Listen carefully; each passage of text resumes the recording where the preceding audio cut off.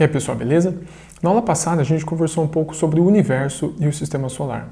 Então a gente conversou sobre como os planetas se formaram, como as estrelas se formaram, mais sobre o nosso sistema solar também a gente conversou sobre os movimentos dos planetas, né? Rotação, translação, sobre a órbita. A gente comentou sobre a ordem dos planetas do nosso sistema solar, sobre os planetas rochosos e gasosos, conversamos também sobre a Lua e as fases da Lua. Hoje a gente vai entrar um pouco mais na astronomia. A astronomia nada mais é que o estudo dos astros. Mas o que são os astros? Pessoal, os astros são quase tudo aquilo que a gente vê no nosso céu de noite. Então, planetas são astros, as estrelas são astros, cometas, meteoros, asteroides, luas, todos os corpos celestes que a gente vê no céu. Corpo celeste significa corpos do céu. Todos os corpos celestes são astros. A primeira coisa que a gente pode diferenciar no estudo da astronomia são os asteroides, os cometas e os meteoritos. Asteroides e cometas, eles orbitam o nosso Sol. Tanto é que a gente tem um cinturão de asteroides, né, que fica entre alguns planetas aí, que são vários desses asteroides orbitando o Sol. Os asteroides são corpos pequenos que são feitos basicamente de pedra. Os cometas também são corpos pequenos que são feitos basicamente de gelo, poeira e um pouquinho de pedra. Os cometas são aqueles corpos que deixam um rastro bonito no céu e são vistos entre longos períodos. A gente tem um exemplo muito clássico aí que é o cometa Halley, tá? Os cometas, eles têm essa cauda, esse rastro, porque como eles são feitos de gelo, a luz do Sol, ao bater nesse cometa, derrete, faz evaporar esse gelo e aí deixa aquela cauda, aquele rastro bonito. E por fim, pessoal, os meteoritos são corpos que não orbitam o Sol. São corpos que vagam por aí pelo sistema solar. Esses meteoritos, ao entrarem em qualquer planeta, eles são chamados de meteoros. Então, meteoros e meteoritos são a mesma coisa, exceto que o meteorito está fora de um planeta, o meteoro já entrou no planeta. Todo dia, pessoal, nosso planeta é bombardeado por meteoros, pequenos corpos. Então, ele é visto como uma estrela cadente. A estrela cadente nada mais é que um meteorito que entrou na Terra, ou seja, um meteoro. Por que a gente vê essa estrela cadente? Porque, pessoal, o meteoro ou meteorito, ele entra na Terra a uma grande velocidade. Quando ele entra na Terra, ele entra em contato com a atmosfera do nosso planeta. E a atmosfera do nosso planeta começa a frear esse corpo. Quando freia esse corpo começa a esquentar muito. Esquentando, ele vai sendo destruído. E, quando ele é destruído, aparece aquela bola de fogo, certo? Alguns corpos são tão pequenos que eles nem conseguem chegar no chão da Terra. Eles são destruídos ao longo da atmosfera e pequenas pedrinhas caem na Terra. Já alguns outros meteoros são bem grandes. Vocês estão vendo aí um caso de um meteoro que atingiu a Rússia um tempo atrás, que era muito grande. Ele foi sendo destruído pela atmosfera, mas a atmosfera não conseguiu destruir ele inteiro. Ele chegou e bateu no chão. O estudo da astronomia, pessoal, não é recente. 4.000 anos antes de Cristo, existem registros de estudos astronômicos, tá? E por que os povos antigos estudavam astronomia? Basicamente, porque você tendo um conhecimento sobre como funciona o Sol, como funcionam as estações e a Lua, você consegue ter uma agricultura bem desenvolvida. Então, você sabe que em determinadas estações um produto, uma planta, vai melhor que outra. Então, você produz essa planta em determinada estação do ano. Você colhe essa planta em outra estação do ano. E assim vai. Então, tendo um conhecimento sobre astronomia, você consegue desenvolver muito bem a sua agricultura. Existia um povo aqui na América Central que tinha um conhecimento absurdo, pessoal, sobre astronomia, que eram os maias. Os maias eram povos que viviam aqui na América Central antes da chegada dos colonizadores na América.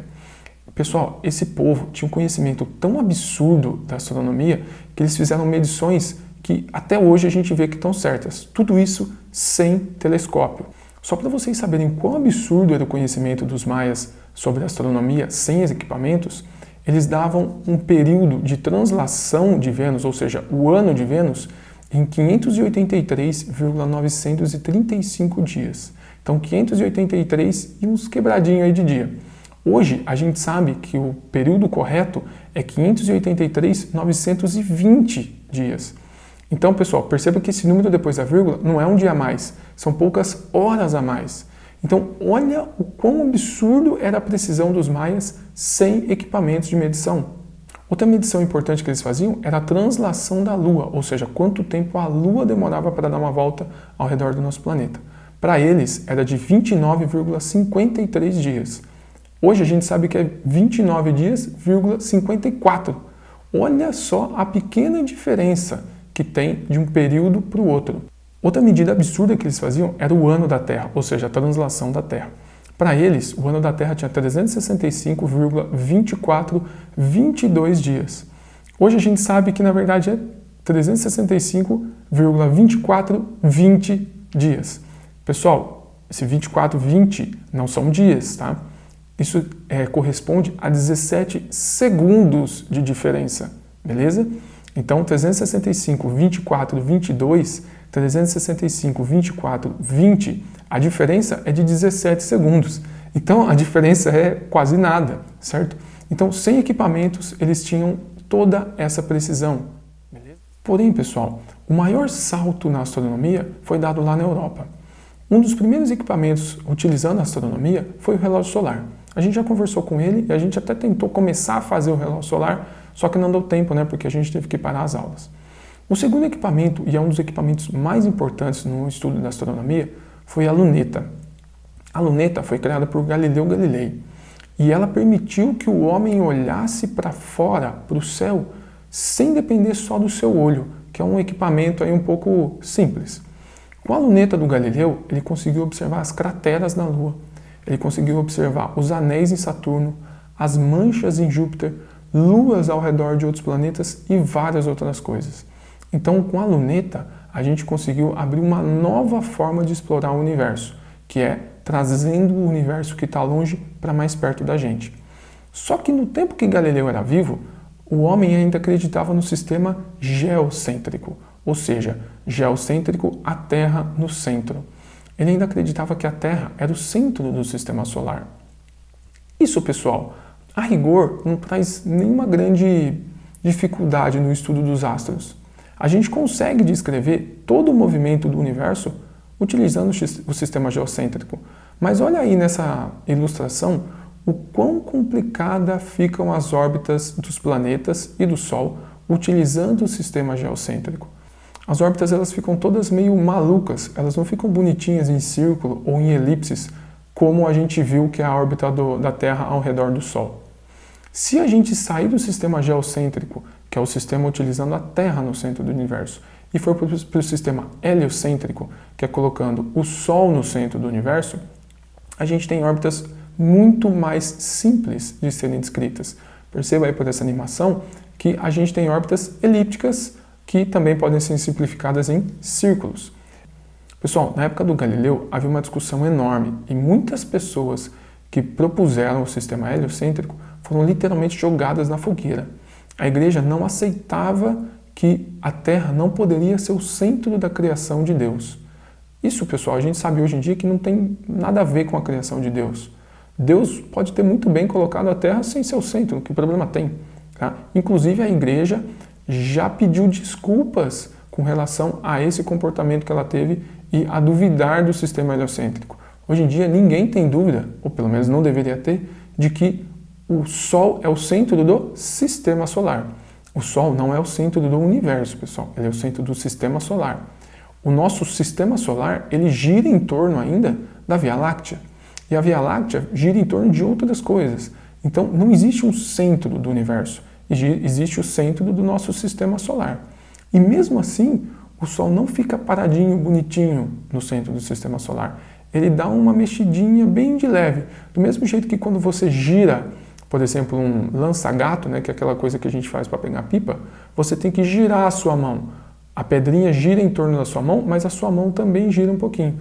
Então o Sol ele tem um pequeno movimento, mesmo estando no centro do sistema solar. Lembrando, pessoal, que a Via Láctea é uma galáxia. O que é uma galáxia? É a junção de vários sistemas solares. Então na Via Láctea, em uma galáxia, você tem muitas estrelas, você tem muitos planetas. Tudo bem?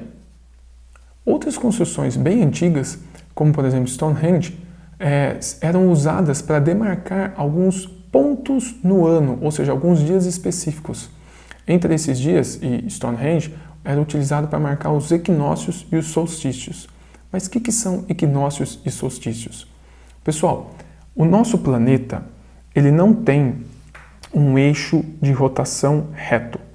O eixo de rotação do nosso planeta é inclinado. Para a gente entender melhor, dá uma olhada nesse spinner aí.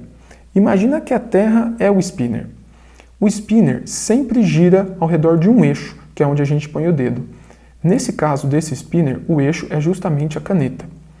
Caso a gente deixe a caneta perfeitamente de pé, o eixo não é inclinado. Mas observe nesse momento aí. Nesse momento, a caneta está meio tombada e o spinner gira meio inclinado. A rotação da Terra é exatamente assim, pessoal. A rotação da Terra ela é inclinada. O eixo da Terra é inclinado. E o que isso influencia no equinócio e no solstício? Eu ainda não expliquei o que é isso. Pessoal, quando está girando ao redor do Sol, a Terra, utilizando esse eixo meio inclinado, vai ter um momento em que um hemisfério, ou seja, uma parte da Terra, vai ficar mais próxima do Sol do que outra. Então, existe um momento em que o hemisfério norte, que é a parte onde fica a Europa, os Estados Unidos, etc., está mais próxima do Sol. Nesse momento, como essa região está mais perto do Sol, ela recebe mais luz do Sol. Uma consequência disso é que essa região vai ficar mais quente. Então, nessa região, a gente vai ter o verão. E, obviamente, o oposto vai acontecer no hemisfério sul. Como ele recebe menos luz, então vai ficar mais frio. Logo, vai ser inverno nessa região.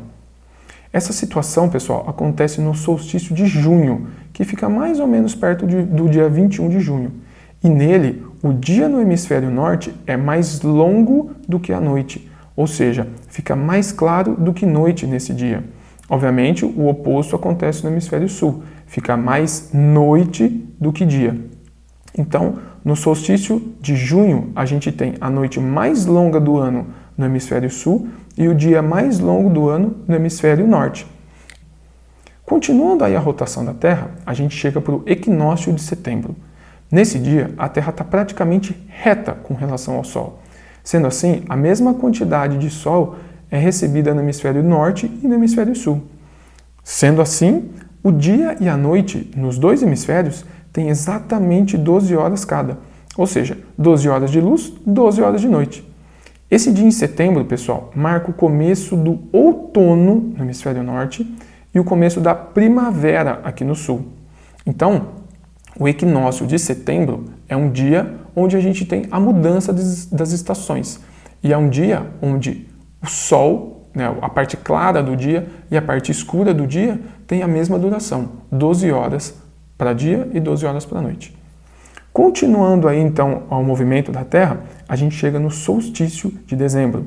Lembrando, pessoal, que o solstício é quando um pedaço da Terra está mais próximo do que o outro. Aqui acontece o oposto do que aconteceu no solstício de junho.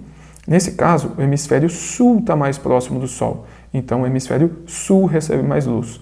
Logo, a noite vai ser mais longa no hemisfério norte e o dia vai ser mais longo aqui no hemisfério sul. Como o hemisfério sul recebe mais luz, vai ser um dia mais quente, uma estação mais quente.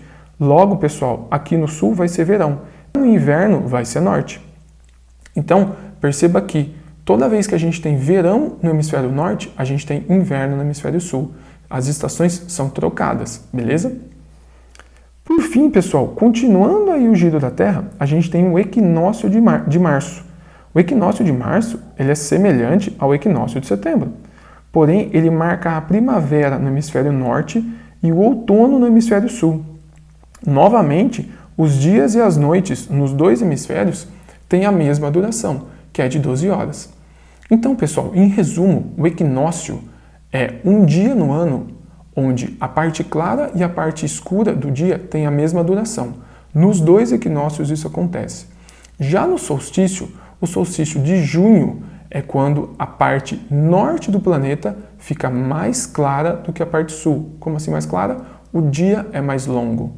Na parte sul, a noite é mais longa. Já no outro solstício, que é o solstício de dezembro, a parte sul tem o dia mais longo e a parte norte tem o dia mais curto, ou seja, a noite mais longa. Então, o equinócio e o solstício são dias que separam as estações. Tudo bem? É meio complexo isso, são muitos dados, mas essa animação que eu passei para vocês aí simplifica bastante o entendimento, né? E pessoal, por fim, Hoje em dia, a gente tem lunetas, né, telescópios, muito mais sofisticados do que o Galileu tinha. O Galileu mesmo construiu a sua própria luneta. Hoje a gente tem indústrias que fabricam telescópios muito potentes. Esses telescópios, pessoal, geralmente eles têm que ficar em uma região que não tenha muita atmosfera. Então, eles tendem a colocar os telescópios mais potentes no alto de montanhas. Por quê?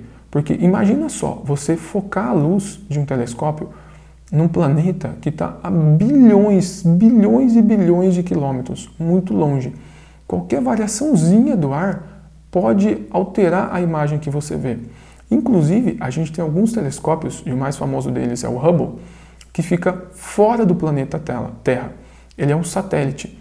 Nesse caso, ele não tem interferência nenhuma do ar da atmosfera. Então, as imagens que ele produz são extremamente limpas e bonitas. Dá uma olhada só em algumas das imagens que o Hubble fez.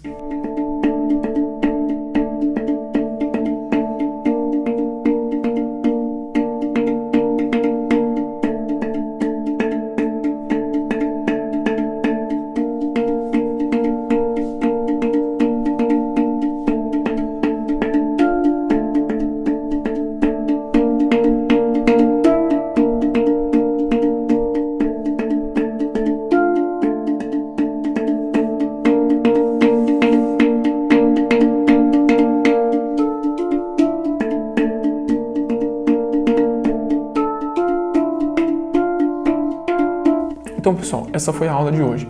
A gente viu bastante coisa nova, a gente estudou bastante coisa nova. Deem uma olhada no vídeo, perguntem para mim caso vocês tenham alguma dúvida e não se esqueçam de fazer a lista de exercícios que eu deixei separada para vocês, lá no campo avaliações, beleza? Pessoal, não esquece de se inscrever aqui embaixo, deixar aquele joinha aí que vocês gostaram do vídeo, ou se não gostou do vídeo, pode deixar o dislike aí, eu preciso saber se vocês estão gostando das aulas ou não, beleza? Bons estudos, pessoal!